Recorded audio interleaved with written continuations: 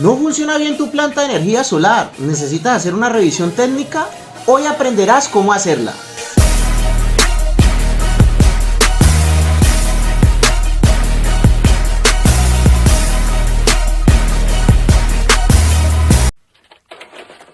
Hola, soy el profe Chris. Tal vez me recuerdes en videos como aprende a calcular tu planta de energía solar para tu casa o plantas de energía solar para aires acondicionados. El día de hoy vamos a aprender a hacer la revisión técnica de una planta de energía solar. ¿Listos? ¡Listos! Bien, en nuestro tablero virtual lo primero que debemos de tener en cuenta es que una planta fotovoltaica aislada es un sistema. Como es un sistema, va a estar integrado por varios componentes y básicamente tenemos que comenzar a revisar cada uno de esos componentes de forma individual y en contexto dentro del grupo al que pertenece y qué función estaría cumpliendo. Arrancamos primero con los paneles solares. Lo primero que vamos a hacer es averiguar, dependiendo del lugar del mundo donde nosotros estemos, si el panel tiene que apuntar al sur o al norte. En este canal de YouTube hay un video de cómo posicionar el panel solar. Entonces es muy sencillo. Si estás por encima del Ecuador, en Estados Unidos, en México, en Colombia, el panel solar debe apuntar hacia el sur. Pero si estás por debajo del Ecuador, debe apuntar hacia el norte. O sea, si estás en Chile, tu panel solar debe apuntar hacia el norte. Muy bien, entonces, si nosotros tenemos el panel solar hacia el sur o hacia el norte, también debemos validar el ángulo de inclinación. Entonces, en el video que les voy a dejar en la descripción pueden aprender a hacerlo. Tenemos que hacer el seguimiento de sombras, si está bien anclado el panel. ¿Por qué lo dejo de tercero lo del anclaje? Pues si estás colocando el panel mal y si además de eso, si estás colocando mal el panel solar y además de eso pues le está dando sombra, pues primero tienes que correrlo antes de anclarlo. Las características técnicas de los paneles, porque te toca hacer un dibujo, tienes que hacer un plano general de todo el sistema para saber cómo está la conexión de los paneles, la conexión de las baterías, del inversor, del controlador y además de eso apuntar todo, todas las características, toda la información que estás encontrando del sistema actual. Como esto es una revisión técnica, primero hay que hacer un levantamiento de la información que estás viendo para después compararla y comenzar a validar cuál es el error que puede tener el sistema. Bien, el tipo de conexión y circuito. Tienes que dibujar el plano de los paneles, mirar a ver si están en serie, paralelo, mixto, etc. Y hacer la sumatoria y mirar a ver cuántos vatios en total tienes, cuánta tensión total del circuito de paneles, cuánta corriente total, para ver si el cable que tiene ahí conectado lo está soportando bien, si está bien dimensionado, si la protección de los paneles está bien dimensionada. Bien, tenemos que pues validar la tensión y la corriente por lo que acabé de decir, validar si el cable aguanta eso, sí, y calcular de una vez la producción de esos paneles, cuánta energía pueden producir esos paneles al día, a ver si alcanzarían a cargar el grupo de baterías que tenemos, porque es que tenemos que hacer toda una cadena de análisis. Tenemos que analizar cuánta energía producen los paneles, cuánta almacenan las baterías y cuánto vas a consumir.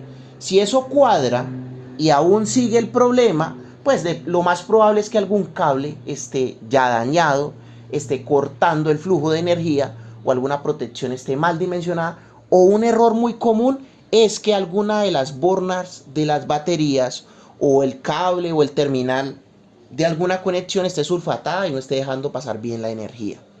En temas de protecciones, primero que si en tu caja de protecciones tenemos un DPS que esté alumbrando verde o esté de color verde. Si está verde está bueno todavía. Que todos los cables estén bien conectados. Hay gente que deja un cable medio conectado. Eso es un punto caliente, eso es un peligro ni el berraco, porque si dejas un cable medio suelto en corriente directa, te puede hacer un arco y te puede hacer un incendio. Todos los cables deben de estar bien conectados, bien apretados y no se deben ver por fuera como medio salido el cable, no, debe estar bien adentro y todos los pelos adentro. ¿Cuáles pelos? Pues los cablecitos del cable, todos deben de estar adentro. Si hay un cablecito por fuera del cable, o sea el pelito, eso es un peligro ni el berraco también. Todo debe estar bien conectado, bien adentro. Correctamente dimensionados, claro que sí, estas protecciones hay que calcularlas. Y si tú quieres aprender a calcular todo esto, debes inscribirte ya mismo en nuestro curso de energía solar con tu beca del 80%. Aquí en la descripción te voy a dejar mi contacto para que me llames o me escribas al WhatsApp y pueda matricularte con tu beca del 80%.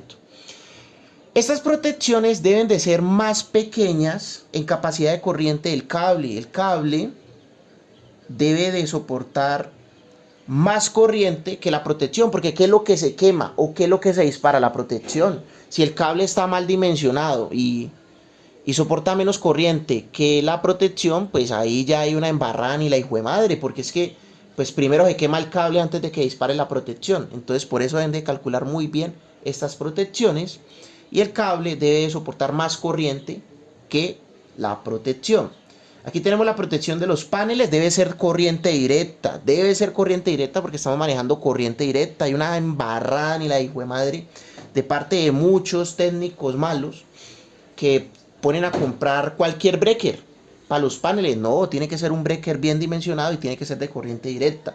Lo mismo con las baterías, corriente directa. Ya la salida del inversor es una protección de corriente alterna. Y si eso está malo, ahí hay un riesgo muy grave que primero hay que corregirlo. Y aquí en nuestro canal hay cálculo de cable, cálculo de protecciones y en la descripción voy a dejar ese tema. Ahora, el tema del controlador debe estar bien ubicado, no le puede caer agua ni sol. Los que llevan agua y sol son los paneles, no el controlador. Debe estar separado mínimo 10 centímetros de otros equipos para que recircule el aire a una altura máxima de 2 metros del piso, porque entonces no lo alcanzamos. Bien apretados los cables, bien adentro, que no se vean por fuera. Validar que el controlador soporte este grupo de paneles. Este grupo de paneles va a tener una potencia pico, por ejemplo, de 3330. Entonces, el controlador tiene que soportar más de esa potencia a 48 voltios, que sería este sistema. Si el sistema está a 24, pues hay que validar la ficha técnica. Por eso yo siempre les voy a decir que todos estos consejos son de mi experiencia, pero la palabra de Dios está en la ficha técnica de los equipos. Siempre hay que tener la ficha técnica de los equipos al lado para estarla comparando con lo que estamos encontrando y que todo cuadre. El cable de salida del controlador debe soportar más corriente que la salida de corriente del controlador. Por ejemplo, si tenés un controlador de 100 amperios, el controlador va a tratar de darte los 100 amperios. Entonces el cable de salida del controlador hacia las baterías debe soportar más de 100 amperios. Si el controlador es de 80, el cable de salida del controlador debe soportar más de 80 amperios. Pero el cable que viene de los paneles es el cable que calculamos acá, es el mismo. ¿Por qué? Porque es que el controlador le llega una tensión altica y él lo que va a hacer es reducir esa tensión a la tensión estándar del banco de baterías y va a aumentar la corriente. Entonces por eso yo siempre recomiendo que el cable que va del controlador a las baterías sea un poquito más alto en resistencia de corriente que la corriente del controlador. ¿Qué más podríamos decir aquí? Validar la compatibilidad. Claro, si tenés un controlador de carga, solamente por el hecho de que sea MPPT no significa que sea compatible con tu batería. Tienes que validar que sea compatible. Esto generalmente pasa cuando tenemos baterías de litio. Las baterías de litio de pronto no es compatible con el controlador y ahí ya tenemos un problema gravísimo. Por eso tenemos que validar la compatibilidad. El estado de los cables pues hay que, además de ver que estén bien dimensionados, hay que ver que los cables estén en buen estado, porque si están en mal estado, pues internamente pueden estar quebrados y por eso es que no fluye la corriente. Me han llamado un poco de personas aquí en Colombia a pedirme asesorías de sistemas que les han vendido. Vea, lo que pasa es que el sistema no carga y muchas veces lo que pasa es que el cable está dañado, ya se ha quemado, internamente está fracturado, o los terminales que ponchan en los cables están sulfatados. Entonces por eso es que no pasa buena corriente, no carga bien el sistema. Entonces generalmente el principal problema de cuando te llaman y te dicen, ve, mi planta no está funcionando, hazme una revisión técnica, el principal problema van a ser cables, sulfatación de terminales que estén flojos o que las baterías ya están sacando la mano. ¿Qué más podemos decir aquí? Validar, esta es una que se sabe muy pocos. Validar que el controlador no exceda el 50% de la corriente máxima de las baterías. Por lo menos si tenés un banco de 200 amperios, ¿cuánto es la mitad de 200 amperios? 100 amperios. Entonces el controlador de 100 amperios estaría bien, o uno de 80, porque estaríamos por debajo un poco del 50%. Pero debemos estar por encima de un 30% de la corriente máxima del banco de baterías. Y si estás presente en estos momentos en este video, no olvides darle tu like para que sigamos generando estos videos y suscribirte y activar la campanita. Bien, eso nos ayuda muchísimo porque estos videos nos quitan mucho tiempo y es mucho esfuerzo. Pero aquí seguimos. El inversor. Bueno, la ubicación, mínimo 10 centímetros separados de otros equipos para la circulación de aire, máxima 2 metros de altura, las características de los equipos para estar validando versus lo que estamos encontrando en cables y demás, las características técnicas de este inversor, validar que el inversor soporte como mínimo más del 50% de la carga que tenga.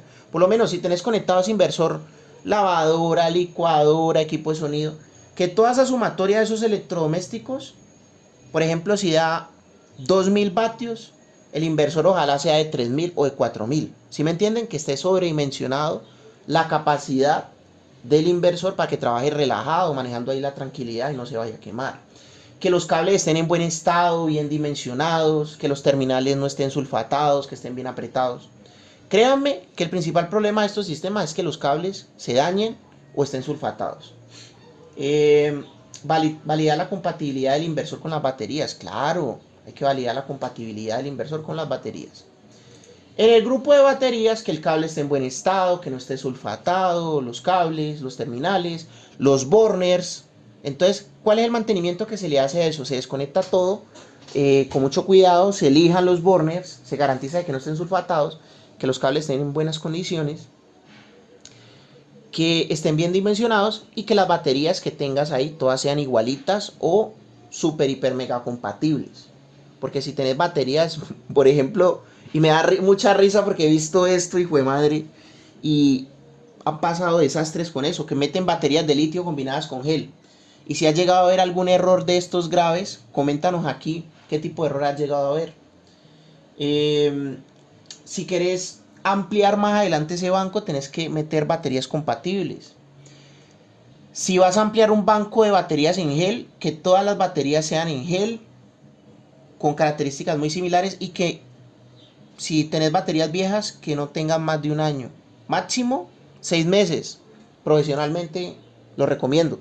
Si tenés un banco que lleva 6 meses, lo puedes ampliar. Si ya lleva más de un año, no. Ya te toca cambiar todo el banco. Si es gel o AGM. Si es en litio, si tiene menos de 4 años, puedes aumentarlo. Pero que todas las baterías sean compatibles. Y siempre mi recomendación va a ser ¿cuál? Si vas a aumentar algo, tenés que validar que el cable que tenés lo soporte. Si no te lo va a soportar, tenés que cambiar el cable, tenés que cambiar protecciones. Lo mismo te va a pasar en panel. Si tenés 6 paneles y querés agregar otros 3, tenés que validar que el cable que tenés ahí te lo soporte. Si no, te quema y haces un incendio ni el berraco. Por eso siempre, todas las revisiones técnicas, tenés que apuntar todas las características que encuentres, hacer un cálculo de tu planta y validarlo versus lo que estás encontrando. Y si tenés proyectado ampliar esta planta, validar que el cable, protecciones, terminales y demás te aguante. Calcular la capacidad de almacenamiento al 100% de tu banco de baterías. Si es en el caso de AGM o GEL, calcular al 50%, porque es que en AGM y GEL lo que vas a aprovechar es el 50%. Calcular al 80 si es litio, porque podemos aprovechar hasta el 80 si es litio. Y conectar las tierras. En el caso de baterías de litio, ellas tienen un puerto de tierra. Si es en gel, algunas personas aterrizan el negativo a tierra. Pero lo que yo hago generalmente es aterrizar la estructura. Tienen que estar montadas las baterías en una estructura robusta que las soporte sin problema. Y las recomendaciones finales, aquí se las voy a dejar, pueden pausar el video, pero en general les voy a decir de que en recomendaciones finales, en una revisión técnica, yo lo que hago es validar cuánto me producen los paneles, cuánto pueden almacenar las baterías, si mis paneles van a cargar las baterías sin problema. Si el consumo que estoy teniendo en mi casa está por debajo de la capacidad total de mi planta. Si eso es así, la planta debería estar trabajando bien y el problema podría estar en cables. Si no está en cables, el problema está en que las baterías ya están sacando la mano. ¿Listo? Entonces, no olviden suscribirse, activar la campanita y seguirnos apoyando con la mejor energía. Y pueden seguir leyendo estas recomendaciones finales pausando el video. Un abrazo.